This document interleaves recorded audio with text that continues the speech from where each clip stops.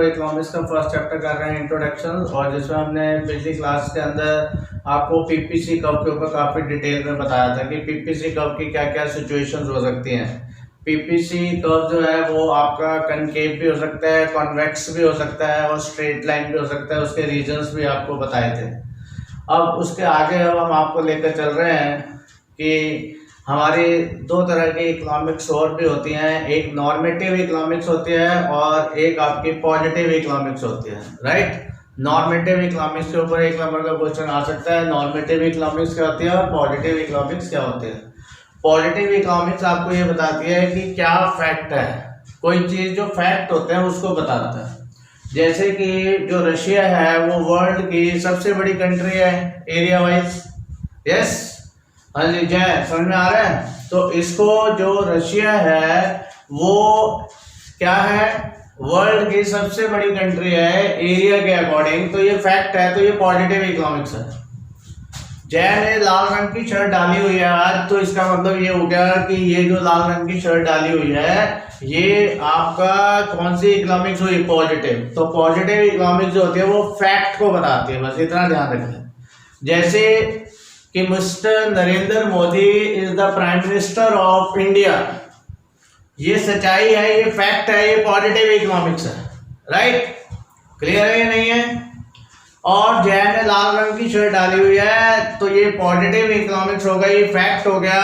और इसको आज ब्लू कलर की शर्ट पहननी चाहिए थी या पहननी चाहिए है, तो ये जो है ये नॉर्मेटिव का एग्जांपल हो गया। नॉर्मेटिव आपको आइडियलिस्टिक सिचुएशन बताते हैं कि हमें क्या करना चाहिए। जैसे आपके 80 में से 50 मार्क्स आए टेस्ट में, ये आपका पॉजिटिव है, फैक्ट है। और आपके मम्मी बोल रहे हैं कि आपके 70 मार्क्स आने चाहिए थे, ये नॉर्मेटिव है। नॉर्मेटिव में हम हमेशा आइडियलिस्टिक की बात करते हैं। जैसे हमारे पेरेंट्स हमारा कंपैरिजन पड़ोसी के बच्चों के साथ कर रहे होते हैं, देखो पड़ोसी का बच्चा कितना अच्छा है, और पड़ोसी के जो पेरेंट्स हैं उस बच्चे के वो हमारे साथ कंपैरिजन कर रहे होते हैं, देखो सामने वाला बच्चा कितना अच्छा है। तो हम जैसे हैं वो पॉजिटिव है। इस जो बोर्ड है ये व्हाइट कलर का है और इसके ऊपर ब्लैक कलर से लिखा हुआ है, ये पॉजिटिव है। और अगर कोई स्टूडेंट ये बोले कि सर आपको इस बोर्ड पे ब्लू मार्कर से लिखना चाहिए, तो ये नॉर्मेटिव है। इंडिया वर्ल्ड की सेकंड नंबर की सबसे ज्यादा पॉपुलेशन वाली कंट्री है, ये फैक्ट है, राइट। और वर्ल्ड में हम एरिया वाइज 7th नंबर की सबसे बड़ी कंट्री है, ये भी फैक्ट है। इंडिया की पॉपुलेशन कम होनी चाहिए, ये नॉर्मेटिव है। नॉर्मेटिव कहता है व्हाट शुड बी, क्या होना चाहिए, राइट। क्लियर हो गया। जैसे आज हम ये मूवी देखने गए, ये पॉजिटिव है। और हमें ये मूवी नहीं देखनी चाहिए थी या कोई और देखनी चाहिए थी, वो नॉर्मेटिव हो गया। Clear, okay. तो पॉजिटिव इकोनॉमिक्स क्या कहती है, positive economics study the fact of the life that is deals with the things as they are. Example, China is most populated country. तो एग्जाम्पल क्या है, चाइना वर्ल्ड की सबसे ज्यादा पॉपुलेशन वाली कंट्री है, राइट। और आपको अब ये भी पता ही है, लेटेस्ट एग्जाम्पल अगर हम जोड़ दें कि कोरोना शुरू कहां से हुआ, तो कोरोना जो शुरू हुआ वो कहां से हुआ है, चाइना से, ये फैक्ट है, ठीक है। तो चाइना से शुरू हुआ तो वो आपका पॉजिटिव हो गया। और चाइना से स्टार्ट होना ही नहीं चाहिए था, या वहां से कोरोना को जन्म ही नहीं लेना चाहिए था, उसका बर्थ ही नहीं होना चाहिए था, वहां से क्रिएट ही नहीं होना चाहिए था, ये नॉर्मेटिव है। Normative economics tells us what ought to be, हमें क्या करना चाहिए, हमें कैसा होना चाहिए। Normative economic deal with the ought to be और how the economic problem should be solve. Example, prices should not rise. अब वो एग्जांपल हम रख रहे हैं कि प्राइसेस नहीं बढ़ने चाहिए, प्राइसेस नहीं बढ़ने चाहिए। किसी को भी अच्छा नहीं लगता कि प्राइसेस बढ़े, लेकिन प्राइसेस बढ़ रहे हैं, ये सच्चाई है। कोरोना इस टाइम में है, तो कोरोना इस टाइम में है, ये पॉजिटिव है। कोरोना खत्म हो जाना चाहिए, ये नॉर्मेटिव है। क्लियर, लेटेस्ट एग्जांपल हो गया।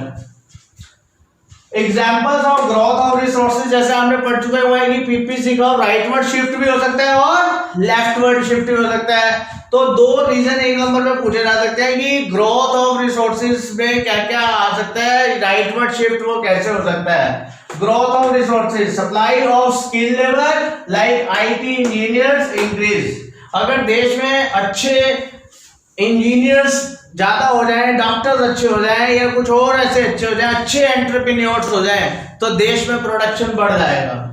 डिस्कवरी ऑफ ऑयल रिजर्व्स, हमारे देश में जो तेल की और ज्यादा रिजर्व्स की खोज हो जाए, गैस के भंडार मिल जाए, ठीक है, तो हम रिसोर्सेज बढ़ जाएंगे और रिसोर्सेज बढ़ने के साथ क्या होगा, हम राइटवर्ड शिफ्ट चले जाएंगे। Identify the two situations when actual output is less than the potential output. Actual output आपका कम है, तो actual output हमारा कम है पोटेंशियल से। हम मार्क्स ला सकते हैं 80 में से 80 या 100 में से 100, लेकिन हमारे मार्क्स आ रहे हैं 60 आ रहे हैं, तो इसका मतलब हमारा पोटेंशियल तो ज्यादा है। मम्मी कह रही है बेटे तू तो ज्यादा मार्क्स ला सकता है, लेकिन बच्चा पढ़ता ही नहीं है, इसका मतलब अपने पोटेंशियल से कम पढ़ रहे हैं तो नंबर भी कम आ रहे हैं। सारा दिन सोते रहते हो, पढ़ना नहीं है तो मार्क्स कम हो जाएंगे, तो पोटेंशियल ज्यादा है लेकिन एक्चुअल कम निकल रहा है। ओके, जैसे आपके टीचर्स भी आपको कहते हैं और आपके पेपर पे लिख देते हैं यू कैन डू बेटर, तो वो आपको कहते हैं कि आप अच्छा कर सकते हैं, इसका मतलब आप कर नहीं रहे हैं। तो उसके दो एग्जांपल क्या है, when the given resources not fully utilised, क्योंकि आप अपनी कैपेसिटी का फुल यूटिलाइजेशन नहीं कर रहे हैं। When the resources are not efficiently utilized, efficiently नहीं कर रहे, टाइम खराब कर रहे हैं, मोबाइल फोन रखा हुआ है बुक के अंदर, मम्मी आई फॉरन बुक खोल ली, मम्मी गई फिर बुक साइड पे रख दी, तो हम पढ़ ही नहीं रहे ना, अपना टाइम हम खराब कर रहे हैं। नेक्स्ट, कैन नॉन अटेनेबल और unattainable combination ever be converted into attainable combination. जैसे कि हमने ये पहले भी पढ़ा था, अगर हम इसको यहां देखें तो हमने पीपीसी कर्व में पढ़ा था कि पीपीसी कर्व तो ये है, तो यहां पे जो एफ कॉम्बिनेशन हमने बनाया था, एफ कॉम्बिनेशन जो है वो अनअटेनेबल है, और इसके अंदर या ये वाले जो पॉइंट है ये अटेनेबल है, एफ पॉइंट जो है ये अनअटेनेबल है। तो इसको हम कैसे अचीव कर सकते हैं, अब इसको जो हम अचीव कर सकते हैं वो कैसे कर सकते हैं वहां तक, तो उसका आंसर है यस दिस कैन बी। कैसे, व्हेन रिसोर्सेज आर इंक्रीज, सीधी सी बात है ग्रोथ ऑफ रिसोर्सेज हो जाएगा। टाइम निकालो, ज्यादा पढ़ो, पढ़ते नहीं ना मार्क्स कम आते हैं, हम सिर्फ ये सोचते रहते हैं यार वो गीता के तो 90 आ गए, साथ में जो मुकेश बैठा हुआ ये तो बहुत ज्यादा मार्क्स ले आता है। भाई वो पढ़ता है और तुम पढ़ के राजी नहीं हो, तुम्हें गुल्ली डंडे बैट बॉल से ये वो नहीं, फुर्सत नहीं है, सारा दिन मोबाइल फोन पे खेलते रहते हो, बस उसमें एक मैसेज आ जाता है हाउ आर यू, बस मोबाइल फोन शुरू, किताब साइड पे। When resources are increase, time बनाओ ना, मोबाइल फोन को बंद कर दो, अपने आप टाइम निकल आएगा वहां से। व्हेन टेक्नोलॉजी इंप्रूव, और टेक्नोलॉजी को इंप्रूव कर लिया जाए। पहले क्या होता था, मैंने आपको बताया था, पहले आपका कंप्यूटर होता था, अब आपका लैपटॉप हो गया, लैपटॉप से आपकी लेटेस्ट वर्जन आते रहते हैं। तो उससे पहले टाइपराइटर हुआ करता था, टाइपराइटर सबसे पुराना कंप्यूटर कह सकते हैं आप, फिर उसके बाद कंप्यूटर आया, कंप्यूटर के बाद लैपटॉप आ गया, और अब तो पता नहीं क्या क्या आ गया। तो टेक्नोलॉजी फास्ट हो गई, प्रोडक्शन ज्यादा कर सकते हैं। और डायग्राम में देखिए ग्रोथ ऑफ रिसोर्सेज का डायग्राम कैसे बनेगा, ये पहले ए पॉइंट है, ये A1 हो गया, ये B है, ये B1 हो गया। मोबाइल फोन में से टाइम निकाल कर स्टडी पे लगाना शुरू कर दो, अपने आप ही रिसोर्सेज बढ़ गए। उसके बाद राइट, ये A पॉइंट है, ये B पॉइंट है। अब इसमें जो A पॉइंट है वो इनसफिशिएंट यूटिलाइजेशन है, पूरा पढ़ ही नहीं रहे, ठीक है। बच्चा कह रहा है क्या पढ़ूं, भाई जाओ मेहता सर का चैनल देखो यूट्यूब पे, उसमें पता चल जाएगा growth of resources. B point full utilisation of resources, B point जो है ये फुल यूटिलाइजेशन को दिखाता है। पीपीसी कर्व के ऊपर जितने भी पॉइंट होंगे वो सारे के सारे क्या दिखाएंगे, फुल यूटिलाइजेशन दिखाएगा। और ए पॉइंट जो ये अंदर है, या इसको कुछ भी नाम दे दें, इसको कुछ भी नेम दे देते हैं, जैसे कि डी नेम दे दिया, तो ये डी है, ये इनएफिशिएंट यूटिलाइजेशन ऑफ रिसोर्सेज है, क्योंकि आप अपने टाइम से कम पढ़ रहे हैं। राइट। अब हम आगे लेके चल रहे हैं टॉपिक को।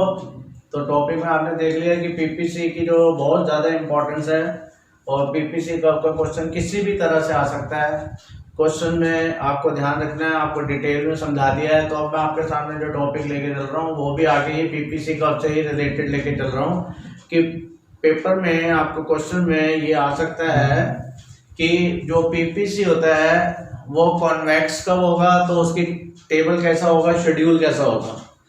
अगर वो एमओसी इंक्रीजिंग हो रहा है तो उसका शेड्यूल कैसा होगा, एमओसी डिक्रीजिंग हो रहा है तो उसका शेड्यूल कैसा होगा, और एमओसी कांस्टेंट है तो उसका शेड्यूल कैसा होगा। तो एमओसी और एमआरटी के बारे में आप पढ़ चुके होंगे। नॉर्मली आपको फॉर्मूला याद रखना है, डेल्टा वाई अपॉन में डेल्टा एक्स। डेल्टा वाई मतलब जिसमें आपको सैक्रिफाइस हो रहा है, और डेल्टा एक्स का मतलब है जिसमें आपको गेन हो रहा है, राइट। तो अब चलते हैं, अगर आप वो शेड्यूल बनाना सीख जाते हैं तो आपको 1 या 2 नंबर आपके एग्जाम में आ सकते हैं। PPC and constant marginal opportunity cost. अब आपका मेन जो ध्यान है वो कांस्टेंट है। कांस्टेंट पूछा है पेपर में आपसे, राइट। कांस्टेंट को पूछा है तो कांस्टेंट को आपने ध्यान रखना है कि कांस्टेंट को ध्यान में रखकर आपने शेड्यूल बनाना है। Combination X goods Y good MOC. इसमें हमने कॉम्बिनेशन ले लिए A B C D E F, और इसमें हमने ले लिया 0 1 2 3 4 5, राइट। इसमें हमने 5 तक ले लिया जैसे हमने पहले भी लिया था। अब इसमें y वाले में ध्यान रखना है 25 20 15 10 5 0। इसमें हमने कम तो करना है, y को हम कम कर रहे हैं, ध्यान से देखें। y को कम करना है, x को हमने बढ़ाना है। पहले भी बताया रिसोर्सेज आर लिमिटेड है, अगर एक चीज को बढ़ाना है तो दूसरी चीज को कम करना ही पड़ेगा। वो हम ऑलरेडी सीख चुके हैं, उसी को हम एमआर और एमआरटी और एमओसी कहते हैं। तो इसमें आप देखेंगे एमओसी में कैसे है, आप ध्यान से देखें। एमओसी किसका सैक्रिफाइस हो रहा है, 25 से 20। पहले तो डैश हो गया, 25 से 20 कितने का चेंज आया, 5 का। फिर जब आप ए से बी कॉम्बिनेशन में जा रहे हैं फिर क्या हो रहा है, 20 से 15 तो 5 का, 15 से 10 5 का, 10 से 5 5 का, और फिर 5 का। तो इसका मतलब इसमें 5 5 कांस्टेंट एमओसी है। तो कांस्टेंट एमओसी चलेगा तो इसका मतलब उसमें पीपीसी स्ट्रेट लाइन बनेगा, जैसे आप ये नीचे देख सकते हैं डायग्राम। सेकेंड क्वेश्चन आपसे पूछ सकते हैं PPC and decreasing marginal opportunity cost, right. Marginal opportunity cost. तो PPC and decreasing marginal opportunity cost में जो पीपीसी होगा वो कॉन्वेक्स होगा, राइट, कॉन्वेक्स। तो इसका वही combination X goods Y good MOC, A B C D E F, वही 0 1 2 3 4 5, क्योंकि x को हमने बढ़ाना है और y को हमने कम करना है। y 25 18 12 7 3 0, ये लॉजिक के साथ है, इसको ध्यान में रखकर डिक्रीजिंग वर्ड को ध्यान में रखकर, क्योंकि एमओसी डिक्रीजिंग होनी है।